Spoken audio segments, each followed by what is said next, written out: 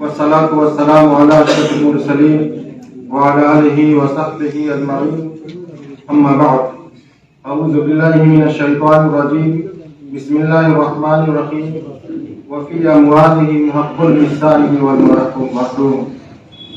محترم حضرت امیر شریعت صاحب دامت برکاتہم، حضرت نائب امیر شریعت صاحب، جنرل سیکریٹری صاحب، دیگر قضات کرام، علماء اعظام، اللہ رب العالمین کا کرم ہے کہ اس پاک پروردگار نے ہم سب کو اس علمی مذاکرہ میں جوڑا. میرا جو علمی مذاکراتی سفر ہے وہ دراصل اسی سرزمین سے ہے. میں 20-22 سال قبل جب میں امارت شریعہ میں بحال ہوا تھا سن 2000 میں، تو اس وقت کے فقیہ حضرت مولانا قاضی مجاہد الاسلام قاسمی رحمۃ اللہ علیہ قاضی القضات امارت شریعہ بہار اڑیسہ جھارکھنڈ نے یہاں قضات کی تربیت کے لیے امارت شریعہ سے ایک وفد بھیجا تھا. اس میں یہ حقیر بھی شامل تھا. میں 22 سال کا اس وقت تھا، لیکن یہاں کے بزرگوں کی شفقت، محبت، عنایت نے مجھے کچھ بولنے پر مجبور کیا. میں اس وقت تقریباً 10 دن یہاں مقیم تھا، اور اس 10 دن میں سمجھتا ہوں کہ میں نے یہاں دن رات محنت کی. قضا کے تربیت کے تعلق سے یہاں کے لوگوں کو کیا فائدہ ہوا وہ تو مجھے نہیں معلوم، لیکن الحمدللہ اس تربیتی کیمپ سے مجھے ذاتی طور پر بہت فائدہ ہوا. میں یہاں محنت اس حد تک کرتا تھا کہ صبح جب تربیت کا پروگرام شروع ہوتا تھا تو رات کے 12 بجے تک اس پروگرام سے منسلک رہتا تھا.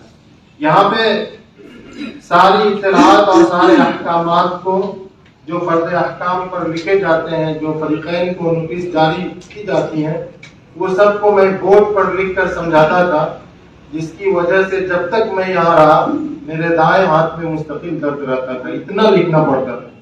اس لکھنے کی وجہ سے مجھے بڑا فائدہ ہوا. آج پھر یہ موقع ملا ہے تو انشاءاللہ تعالی آج بھی اللہ کی ذات سے امید کرتا ہوں کہ کچھ نہ کچھ ضرور فائدہ ہوگا. حضرت امیر شریعت دامت برکاتہم کے ساتھ ابھی کھانا کھانے کے بعد میں آ رہا تھا تو حضرت امیر شریعت دامت برکاتہم نے یہ حکم دیا کہ تھوڑی دیر قضا کی کارروائی سے متعلق بھی بولنا ہے. میرا وقت بہت کم ہے، میں کوشش کروں گا 10 منٹ اس پر بھی کچھ بول دوں.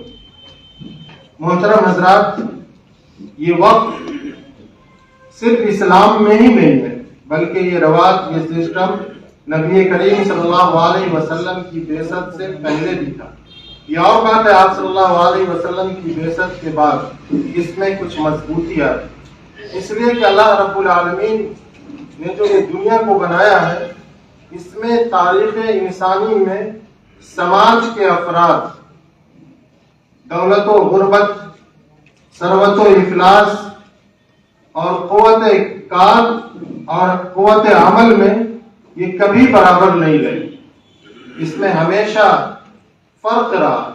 کچھ لوگ اس دنیا میں مالدار رہے تو کچھ لوگ غریب رہے، کچھ لوگ کافی مضبوط جسمانی طور پر رہے، زیادہ محنتی رہے، تو کچھ لوگ کمزور رہے اور وہ کم کام کرتے تھے. اللہ تعالیٰ نے کائنات اور انسان کی تخلیق کے ساتھ ساتھ زمین و آسمان میں بے شمار خزانے اور بہت ساری چیزوں کو پیدا کیا، اور ان تمام چیزوں کو اللہ تعالیٰ نے انسانوں کے لیے مسخر کر دیا.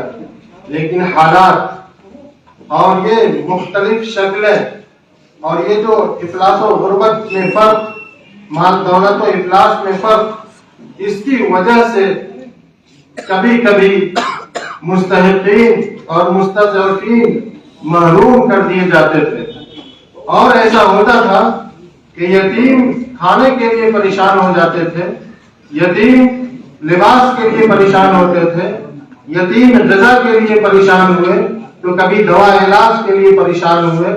بیوائیں مجبوریوں کی وجہ سے در در کی ٹھوکریں کھاتی تھی، بھیک مانگنے پر مجبور ہو جاتی تھی، اور بیمار علاج نہیں ہونے کی وجہ سے، ان کے پاس وسائل نہ ہونے کی وجہ سے تڑپ تڑپ کر وہ جان دے دیا کرتے تھے، مقروض قرض کی ادائیگی کے لیے پریشان رہا کرتے تھے، ان کے پاس اتنا نہیں ہوتا تھا کہ وہ قرض ادا کرتے، وہ قرض کے بوجھ تلے دبے رہتے تھے، یہاں تک کہ وہ مر جاتے تھے لیکن قرض ادا نہیں ہو پاتا تھا۔ اس صورتحال میں اسلام نے بہترین ایک فارمولہ پیش کیا، ایک رفاہی سسٹم کو پیش کیا، ایک رفاہی تنظیم قائم کرنے کا فارمولہ دیا، اور نبی کریم صلی اللہ علیہ وسلم جب تشریف لائے تو پھر یہ ساری چیزوں کو سماج کے سدھار کے لیے، تاکہ سماج کا غریب پریشان نہ ہو، محتاج پریشان نہ ہو، بیوائیں پریشان نہ ہو، اس کے لیے اللہ تعالیٰ نے قرآن کریم میں فرمایا وفی اموالہم حق للسائل والمحروم۔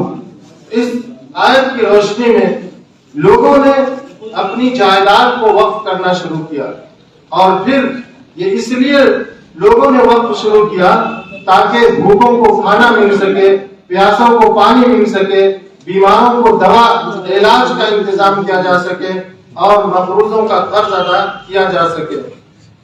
ایسے میں اللہ تبارک و تعالیٰ نے بہت ساری آیتیں قرآن میں نازل کی ہدایت کے لیے۔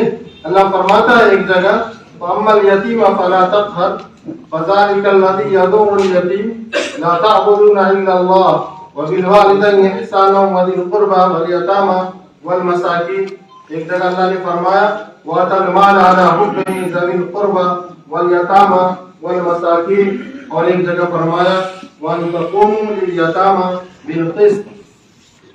اور اللہ کے رسول صلی اللہ علیہ وسلم کی تعلیمات میں بھی بہت سارے ایسے واقعات ملتے ہیں جس سے یہ پتہ چلتا ہے کہ اللہ کے رسول صلی اللہ علیہ وسلم نے یتیموں، بے سہاروں اور کمزوروں اور غریبوں کے لیے انتظام کیا۔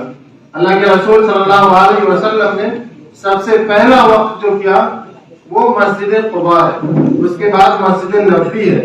پھر آپ صلی اللہ علیہ وسلم ایک غزوہ میں تشریف لے گئے، غالباً غزوہ احد میں، تو آپ صلی اللہ علیہ وسلم کی طرف سے ایک یہود مخیریق نامی، وہ آپ صلی اللہ علیہ وسلم کی طرف سے لڑ رہا تھا، اور اس نے یہ وصیت کی تھی کہ اگر میں مارا جاؤں تو میرے جو یہ 7 باغات ہیں، یہ باغات نبی کریم صلی اللہ علیہ وسلم کو دے دیے جائیں۔ اتفاق ایسا ہوا کہ اس جنگ میں وہ مارا گیا، اور پھر وصیت کے مطابق آپ صلی اللہ علیہ وسلم کو وہ سارے باغات دے دیے گئے۔ آپ صلی اللہ علیہ وسلم نے ان تمام باغات کو وقف کیا۔ وقف کیوں کیا؟ اس لیے کیا تاکہ اس کی آمدنی سے غربا مساکین کی ضرورتوں کو پوری کیا جا سکے۔ میرے محترم بزرگوں، اسلام میں صرف انسانوں کے لیے یہ وقف نہیں ہے، بلکہ اللہ رب العالمین نے جو شریعت دیا ہے، اس شریعت میں اگر جانداروں کے لیے بھی کوئی چیز ایسی وقف کی جائے جس سے جاندار کو فائدہ ہو تو یہ بھی باعث اجر ہے اور یہ بھی وقف ہے۔ اللہ کے رسول صلی اللہ علیہ وسلم سے صحابہ نے یہ پوچھا کہ کیا جانداروں یعنی دوسری مخلوق کے لیے اگر ہم کچھ کرتے ہیں، ان کو چارہ دیتے ہیں، تو کیا اس میں بھی ہمارے لیے اجر ہے؟ اللہ کے رسول صلی اللہ علیہ وسلم نے فرمایا ہر جاندار کی خدمت پر اللہ نے اجر کا وعدہ کیا ہے، اور یقیناً اجر ملتا ہے۔ نبی کریم صلی اللہ علیہ وسلم نے یہ بھی فرمایا کہ اگر کوئی مسلمان کوئی درخت لگاتا ہے اور اس درخت سے کوئی جانور فائدہ اٹھاتا ہے تو اس کا بھی اجر اس انسان کو ملے گا۔ آپ سب کو یہ مشہور حدیث بھی معلوم ہے کہ جب انسان مر جاتا ہے تو ان کے سارے اعمال منقطع ہو جاتے ہیں، ختم ہو جاتے ہیں، اب وہ کچھ نہیں کر سکتا ہے، لیکن 3 چیز کے بارے میں یہ کہا گیا ہے کہ اگر وہ 3 میں سے کوئی ایک اس کے پاس ہے تو یقیناً اس کو اجر ملتا رہے گا، اور اس میں یہ صدقہ جاریہ بھی ہے۔ یہ کیا ہے؟ یہ یہی وقت ہے کہ اگر کوئی انسان اس طرح کی کوئی چیز کر جاتا ہے تو اللہ تعالیٰ کی طرف سے اسے اجر ملتا رہتا ہے۔ حضرت عمر رضی اللہ تعالیٰ عنہ کا وقت مشہور ہے کہ آپ کو جب خیبر میں ایک زمین کا حصہ ملا تو آپ بہت خوش ہوئے اور اللہ کے رسول صلی اللہ علیہ وسلم کے پاس آ کے عرض کیا یا رسول اللہ مجھے آج زمین کا اتنا اچھا حصہ ملا ہے جو کبھی نہیں ملا، میں اسے کہیں دینا چاہتا ہوں۔ تو اللہ کے رسول صلی اللہ علیہ وسلم نے وقف کرنے کا مشورہ دیا، انہوں نے وقف کیا، اس میں یہ شرط لگائی گئی کہ یہ اصل باقی رہے گا، اس کی جو آمدنی ہوگی اس سے غربا مساکین، ضرورت مند، یتیم، مسافر، ان سب لوگوں پر خرچ کیا جائے گا، اس کو نہ بیچا جائے گا، نہ اس کا ہبہ کیا جائے گا اور نہ اس کو کہیں اور منتقل کیا جائے گا۔ اس طرح یہ وقف ہوا۔ اس میں یہ بھی تھی کہ یہ بھی بات تھی کہ جو اس میں نگراں ہوں گے، جو اس کے متولی ہوں گے، وہ بھی اس میں سے کھائیں گے اور اپنی ضروریات کو پوری کریں گے۔ حضرت عثمان غنی کا بھی وقت مشہور ہے۔ اللہ کے رسول صلی اللہ علیہ وسلم جب مدینہ تشریف لے گئے تو وہاں مسلمانوں کے پاس میٹھا پانی یعنی کوئی میٹھا کنواں نہیں تھا۔ اللہ کے رسول صلی اللہ علیہ وسلم نے کنویں کی طرف اشارہ کر کے فرمایا اگر کوئی ایسا انسان ہو جو اس کنویں کو خریدے اور اس میں اپنے ڈول کے ساتھ ساتھ عام لوگوں کے ڈول کو بھی جاری رکھے، یعنی عام لوگوں کے لیے اس کو خریدے، تو یہ بڑا کار خیر ہوگا۔ حضرت عثمان رضی اللہ تعالیٰ عنہ نے اس کنویں کو خریدا اور پھر اس کو وقف کر دیا تمام لوگوں کے لیے۔ میرے محترم بزرگوں، یہ اور اس طرح کے واقعات ہمیں یہ بتاتے ہیں یہ سب کیوں ہوا۔ یہ اس لیے ہوا تاکہ ضرورت مندوں کی ضرورت پوری کی جائے، تاکہ مسافر خانے بنائے جائے، تاکہ شفا خانے بنائے جائے، تاکہ اسکول اور کالج قائم کیے جائیں، مدرسے قائم کیے جائیں اور اس وقت کی جائیداد سے امت مسلمہ کے بچے استفادہ کریں۔ آج صورتحال کیسی ہو گئی ہے اس پہ ہم سب کو غور کرنا چاہیے۔ ابھی ہمارے محترم وکلاء حضرات نے آپ سب کے سامنے تفصیل کے ساتھ بتایا، قانون کی روشنی میں انہوں نے ہم سب کو رہنمائی کی۔ ہم سب کو کیا کرنا چاہیے؟ یہ سوچنا چاہیے۔ یقین جانیے یہاں ابھی پر دو طبقہ موجود ہے۔ اگر یہ دو طبقہ چاہ لے کہ ہمیں ان سب چیزوں کے تعلق سے بیدار ہو جانا چاہیے تو یقیناً ہم سب کے لیے بڑی کامیابی ہو جائے گی۔ ہمارا ایک بڑا طبقہ جو اللہ کے احکام کے نفاذ کا ذریعہ بنتا ہے وہ قضات اور مفتیان کا ہے۔ میں سمجھتا ہوں کہ اس مجلس میں بہت سارے قضات بھی ہیں، مفتیان بھی ہیں، علماء بھی ہیں، اور دوسرا طبقہ ہمارے وکلاء حضرات کا طبقہ، یہ مسلم وکلاء۔ اگر یہ دونوں طبقہ مل کر کے اور اللہ کی رضا کے لیے یہ طے کر لے کہ ہمیں اللہ کے احکام کو روئے زمین پر نافذ کرنا ہے تو اس میں یقیناً اللہ کی مدد آئے گی اور حالات کیسے بھی ہوں ہمیں کامیابی ضرور ملے گی۔ لیکن آج رونا اس بات کا ہے کہ ہم لوگ خود جو ہمارے آباء و اجداد نے وقف کر دیا ہے ان جائیدادوں کو ہم حفاظت نہیں کر پا رہے۔ ہمارے لوگوں نے، ہمارے پرکھوں نے بڑی بڑی جائیداد وقف کی ہے۔ 1896 میں غالباً پٹنہ ضلع ہی میں وہ جگہ تھی، ابھی نالندہ میں ہے، ایک خاتون نے اتنی بڑی جائیداد وقف کی کہ اس وقت اس جائیداد کی قیمت 12 لاکھ روپے تھے۔ آج کا روپیہ نہیں تھا، وہ چاندی کا سکہ اس وقت چلتا تھا۔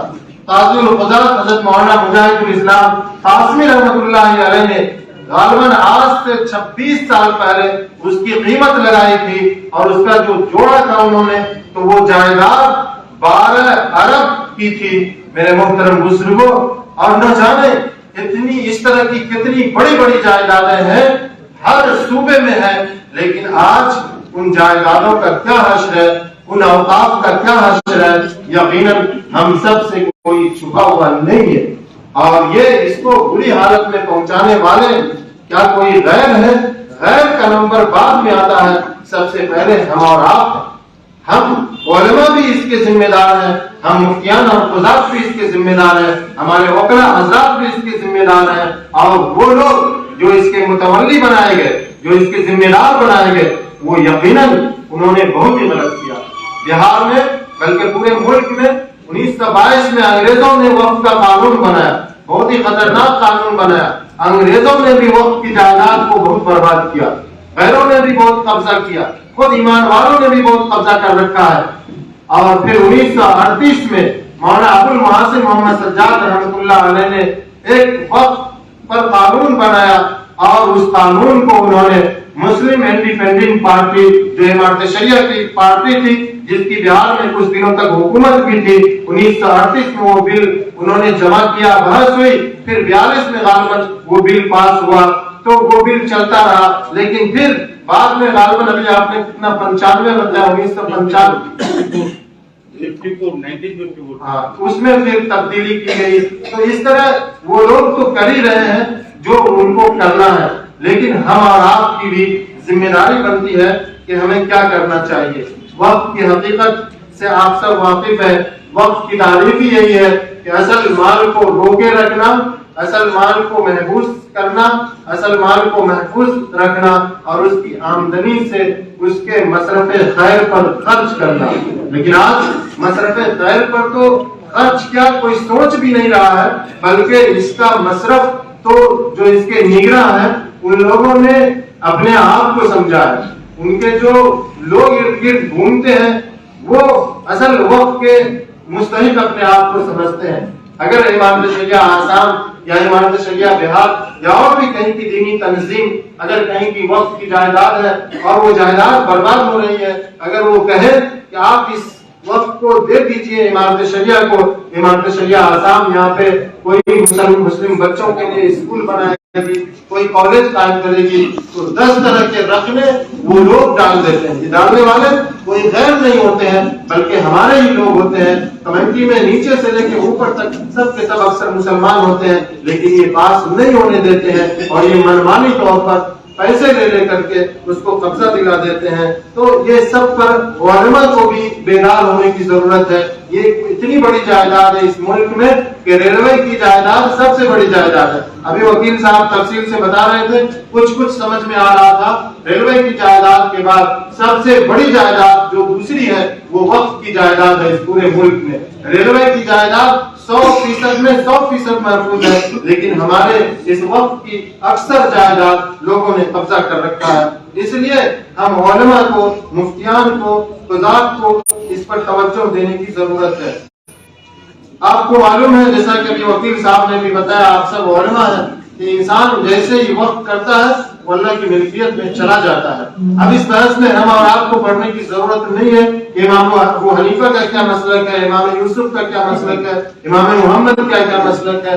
वक्त जो भी होगा, वक्त होते ही वो अल्लाह की मिल्कियत में चला जाता है और उस पर वक्त के अहकाम नाफिज हो जाते हैं। आज हमारे उलमा से जो गलतियां हो रही है वक्त की जायदाद में, उस पर भी तवज्जो देने की जरूरत है। हमारे उलमा मदरसा कायम करते हैं, बिलाशुबा रिज़ाए इलाही के लिए वो काम करते हैं, मदरसा कायम करते हैं, लोग मसाजिद बनाते हैं, लेकिन इन मसाजिद और इन मदारिस की जमीन की रजिस्ट्री नहीं कराते हैं। ना तो वक्त की रजिस्ट्री कराते हैं, न बैला कलामी की रजिस्ट्री कराते हैं, न हिबा की रजिस्ट्री कराते हैं, बल्कि वो आबाओ अजदाद से चलता आ रहा है। हमारे आबाओ अजदाद और जमीन के जो वाकिफ होते हैं वो भी ये समझते हैं कि अगर इस जमीन को हम वक्फ कर देंगे, अगर इस जमीन की रजिस्ट्री कर देंगे बाज़ाब्ता, तो फिर हमारा क्या उसमें रहेगा। इस डर से वो भी रजिस्ट्री नहीं करते हैं। और कभी कभी ऐसा होता है कि हम गलतफहमी की वजह से कि ज्यादा पैसा खर्च होगा रजिस्ट्री में, हम रजिस्ट्री नहीं करते। यहाँ वक्फ बोर्ड का क्या कानून है मुझे मालूम नहीं, लेकिन बिहार बोर्ड में ये कानून है कि अगर बिहार बोर्ड में जमीन की रजिस्ट्री, बिहार वक्फ बोर्ड में जमीन की रजिस्ट्री करा देंगे तो उसमें कोई खर्च नहीं आएगा और जमीन महफूज हो जाएगी। हमारी जमीन को कैसे कैसे गैर लोग कब्जा करते हैं, मैं बिहार की बात बताता हूँ। बिहार में जब सर्वे होता है तो मुसलमान सोते रहते हैं, अपनी जमीन के सिलसिले में तो बहुत फिक्रमंद रहते हैं, बल्कि दूसरे की जमीन भी उस मौके से अपने नाम कैसे हो जाए इसकी कोशिश लोग करते रहते हैं। लेकिन ये जो हमारे मदारिस की जमीन है, मसाजिद की जमीन है, कब्रिस्तान की जमीन है या आम औकाफ है, इस सिलसिले में इंसान सोया रहता है मुसलमान। अब बिहार में क्या करता है, सर्वे के वक्त वो फार्म देता है, फार्म में जो चीज आया लिख दिया, हम ये समझते हैं कि वो सही फार्म है, हालांकि उसमें कुछ ऐसी चीज लिख दी जाती है कि वो हमारे हाथ से जमीन चली जाने वाली होती है। जैसे हमारे यहाँ एक कब्रिस्तान है और दूसरा है उनका कबीर स्थान।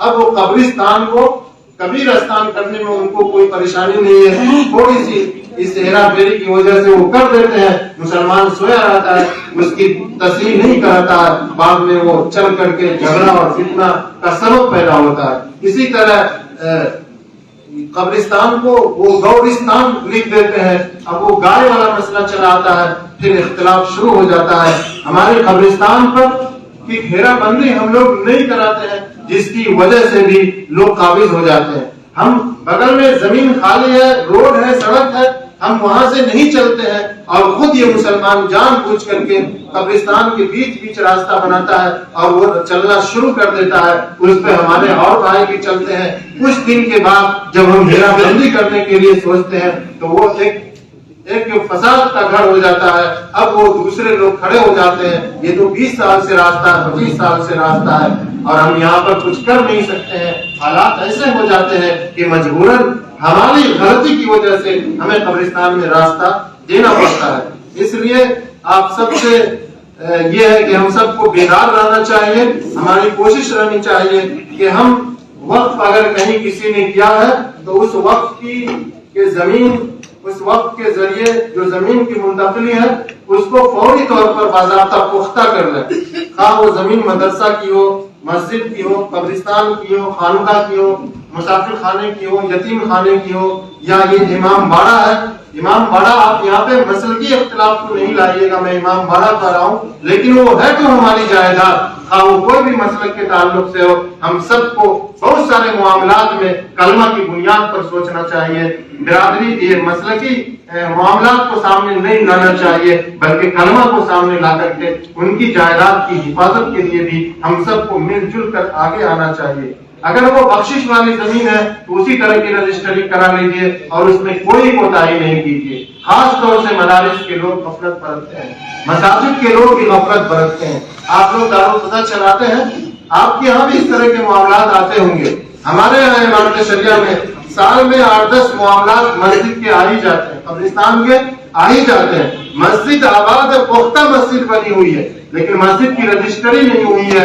اب پوتا آ کے کہتا ہے کہ میرے دادا نے یہ زمین رجسٹری نہیں کی ہے، میرے دادا نے یہ وقف نہیں کیا ہے، اور اگر کیا بھی ہے تو اتنا ہی کیا ہے۔ اب وہ مسجد کو توڑنے کی نوبت آ جاتی ہے۔ اگر ہمارا ان سب کاغذات کو درست کیے ہوئے ہوتے تو آج یہ نوبت نہیں آ پاتی۔ اس لیے میرے محترم بزرگوں، جو بات ابھی ہمارے وکلا حضرات نے کہی ان پر، اور جو بات ابھی حفاظت کے تعلق سے آپ سے کہی جا رہی ہے، ان سب پر توجہ دینے کی ضرورت ہے۔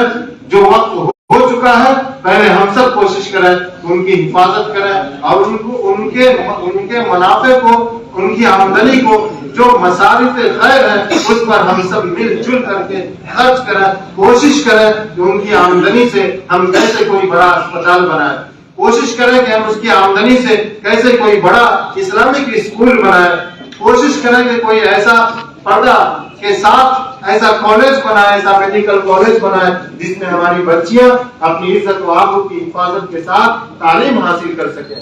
آج ہمارا آپ کے پاس اتنی بڑی جائیداد ہے کہ اگر سارے مسلمان مل جل کر کے پورے ملک کے مسلمان چاہیں تو یقیناً بہت سے مسائل کو وہ حل کر سکتے ہیں۔ میں اب تھوڑی دیر میں دارالفضا سے متعلق چند بنیادی باتیں آپ کے سامنے رکھ دینا مناسب سمجھتا ہوں، کیونکہ حضرت امیر شریعت دامت برکاتہ کا حکم ہے اور حکم کا بجا لانا بھی ہم سب کے لیے ضروری ہے، واجب ہے۔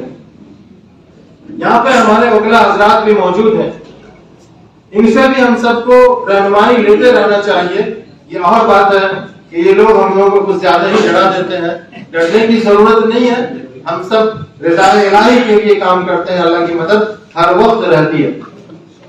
ہم لوگ کام کرتے ہیں دارالفضا کا، تو فریق پہلے ہم لوگ مدعی مدعا علیہ یا اس طرح جتنی ساری چیزیں جو اسلامی آپ کی عدالتوں میں بولی جاتی ہیں وہ ساری چیزیں تھی، لیکن جو حالات ملک کے ہیں اور بہت سے معاملات جب کورٹ میں دارالفضا کے گئے تو وہاں مدعی مدعا علیہ اور سماعت اور ان سب چیزوں پہ ان لوگوں نے جرح کیا کہ اگر یہ الگ عدالت نہیں ہے تو آپ مدعی مدعا علیہ کیوں لکھتے ہیں۔ تو ہمارے امیر شریعت صاحب حضرت مولانا محمد ولی رحمانی صاحب رحمۃ اللہ علیہ نے تمام قضات کی موجودگی میں ان تمام اصطلاحات کو بدل کر کے اور جو ان کی جگہ پہ مناسب نام ہوتا وہ نام تمام قضات کے مشورے سے رکھا۔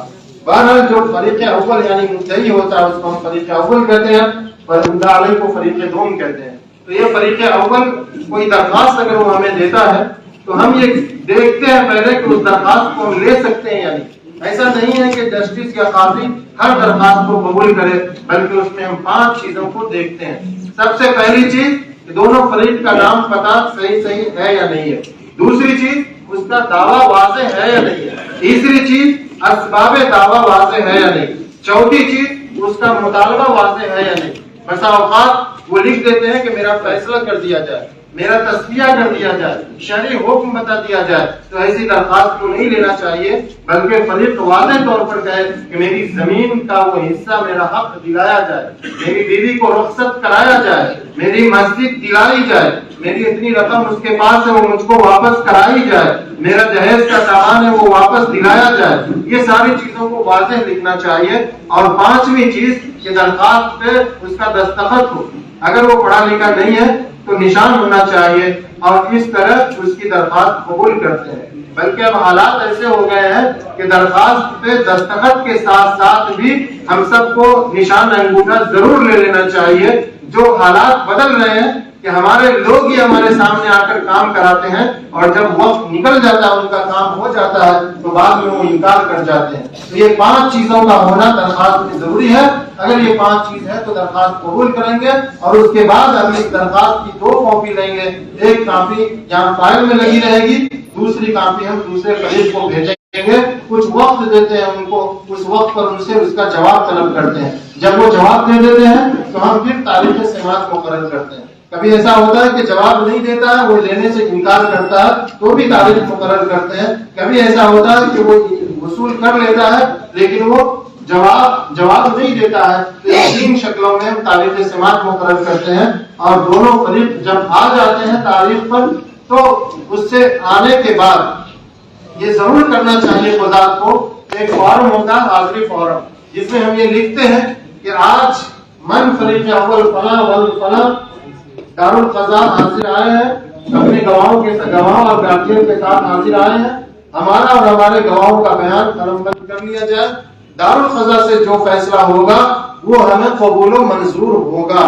دونوں فریق سے یہ ضرور لکھانا چاہیے. اور آج کے حالات میں تو کبھی بھی قاضی کو اس سے غفلت نہیں برتنی چاہیے. اگر آپ نے دونوں فریق سے یہ لکھا لیا ہے اور پھر آپ نے اس پر کام کیا ہے، تصفیہ کیا ہے، خلعنامہ کیا ہے، سلحنامہ، طلاق نامہ کچھ بھی کیا ہے، تو یقیناً وہ آپ کا ویلڈ ہوگا.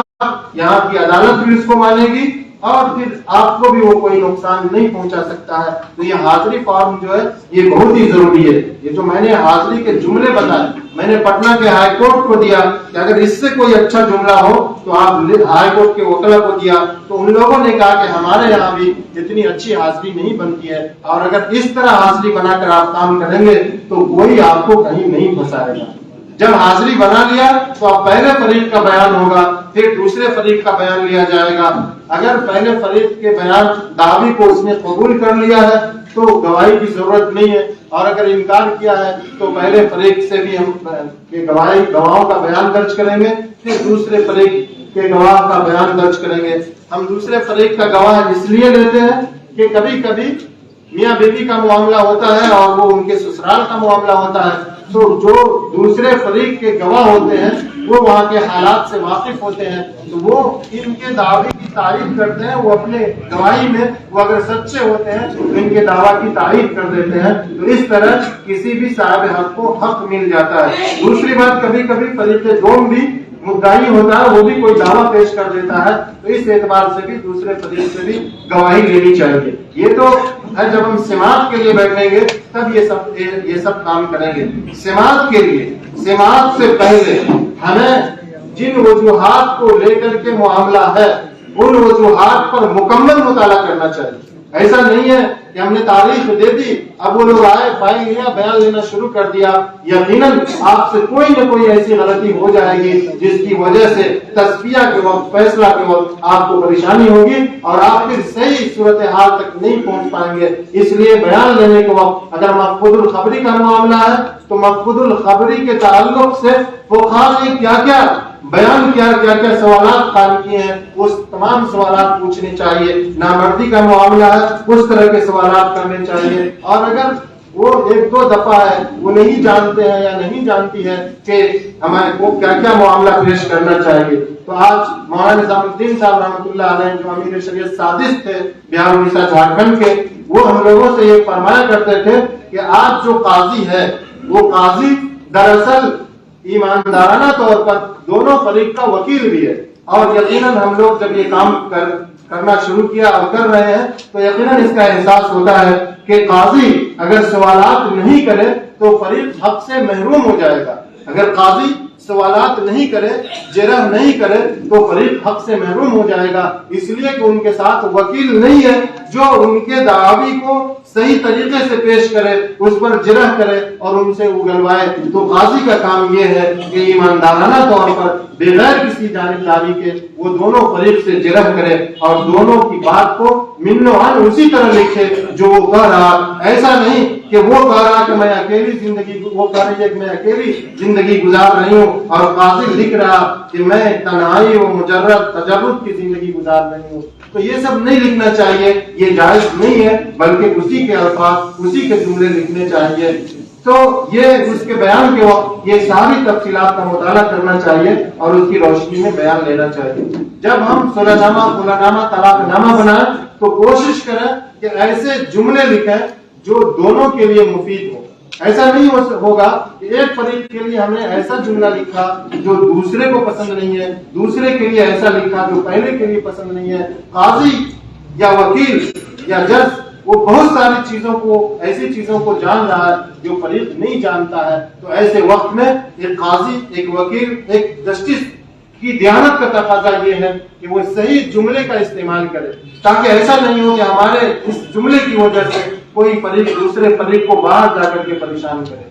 تو اس کا خیال رکھنا چاہیے کہ توازن برقرار رہے۔ جب ہم تزکیہ لکھیں گے تو تزکیہ لکھنے میں پہلے جتنی کارروائی آپ نے فرض احکام پر کی ہے، پتہ نہیں جو بتایا تھا اس طرح آپ لوگ لکھتے بھی ہیں یا نہیں، اللہ جان بنگلہ میں سمجھ میں نہیں آتا، تو وہ پوری کارروائی کو ہم فیصلے میں لکھیں گے۔ پھر کارروائی لکھنے کے بعد عرضی دعویٰ کا خلاصہ، جو درخواست، پہلی درخواست آئی ہے اس کا خلاصہ لکھیں گے، اور اس کے بعد پھر جو بیان عند القضاء جو قاضی کے سامنے بیان ہوا اس کا خلاصہ لکھیں گے۔ اب پھر دوسرے فریق نے اگر بیان تحریری داخل کیا ہے تو اس کا خلاصہ اور اس کا بیان لکھیں گے۔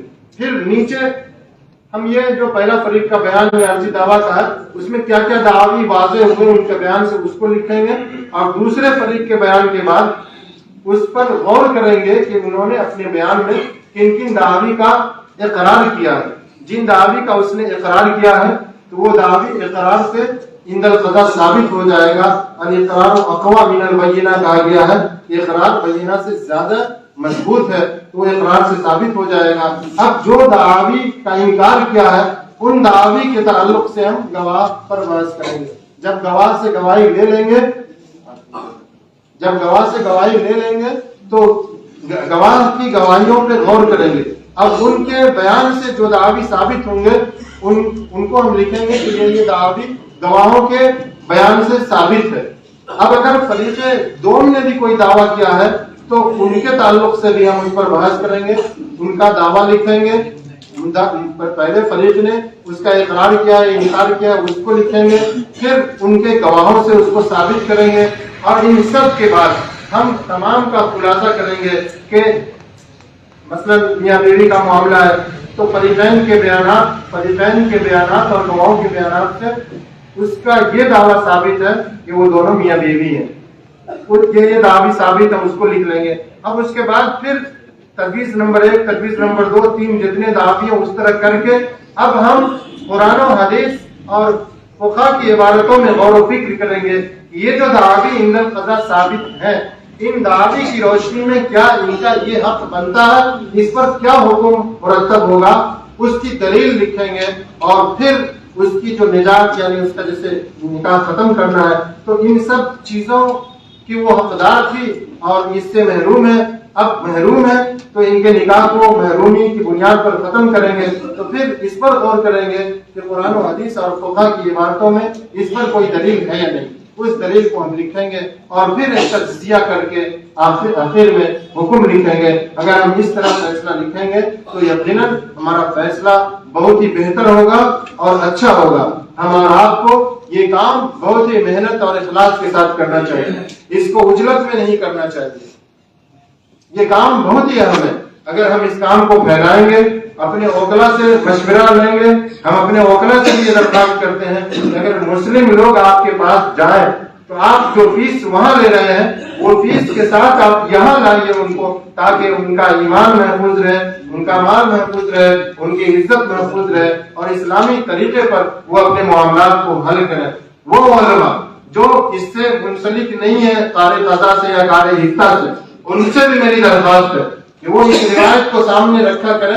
حضرت عبداللہ بن مسعود رضی اللہ تعالیٰ عنہ سے مروی ہے کہ اگر کوئی مسلمان دو مسلمان بھائی کا معاملہ تھوڑی دیر بیٹھ کر اللہ کی رضا کے لیے حل کر دے تو اللہ تعالیٰ 60 اور 70 سال کی نفلی عبادت کا اجر دے گا.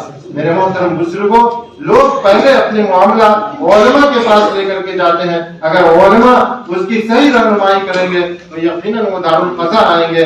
لوگ سب سے پہلے اپنے معاملہ وکلا حضرات کے پاس لے کر کے جاتے ہیں. اگر وکلا حضرات ہمارے صحیح رہنمائی کریں گے اور یقیناً کرتے ہیں, جیسا کہ آپ نے ابھی ان دونوں حضرات وکلا سے استفادہ کیا کہ بہت ہی محبت کے ساتھ, بہت درد بھرے انداز میں انہوں نے اوقاف کے تعلق سے ہم سب سے متنبہ کیا, تو یقیناً ہم سب کے لیے بڑی کامیابی ہوگی. ہمارے بہت سے علماء نہ سمجھی کی بنیاد پر, اس نظام کو نہ سمجھنے کی بنیاد پر, میں آپ کو بتاؤں, میں خود امارت شریعہ, میں بہار کا رہنے والا ہوں, دارالعلوم کی فراغت تک امارت شریعہ کو سمجھتا تھا کہ چاند کا اعلان کرتی ہے.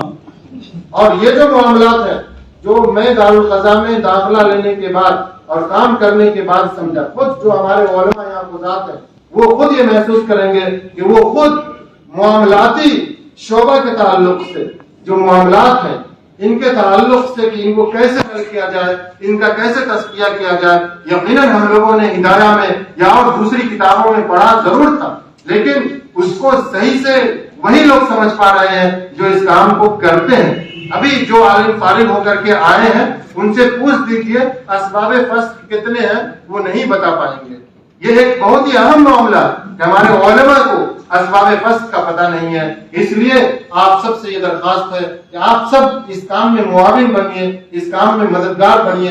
اگر یہ کام مضبوطی کے ساتھ ہم نے کیا تو عدالتوں پر ہمارا احسان ہوگا, ان کے بوجھ کو ہم کم کریں گے اور ہمیں اپنے مذہب پر بھی عمل کرنے کا موقع ملے گا. اگر ہم یہ کام کریں گے تو بڑی کامیابی ہوگی. اللہ تعالیٰ ہم سب کو کہنے سننے سے زیادہ عمل کی توفیق عطا فرمائے. ہمیں امارت شریعہ کے امیر شریعت صاحب اور دیگر ذمہ داران, جناب مولانا نعیم صاحب جو آفس سیکریٹری ہیں, جو اس امارت شریعہ کی ہر خبر ہم لوگوں کو دیتے رہتے ہیں, ان سب کا شکر گزار ہیں کہ ان حضرات نے ہم لوگوں کو یہاں دعوت دی اور آپ سب سے ملاقات کا وہ ذریعہ بنائے. اللہ تعالیٰ ان سب کو بہتر بتانا.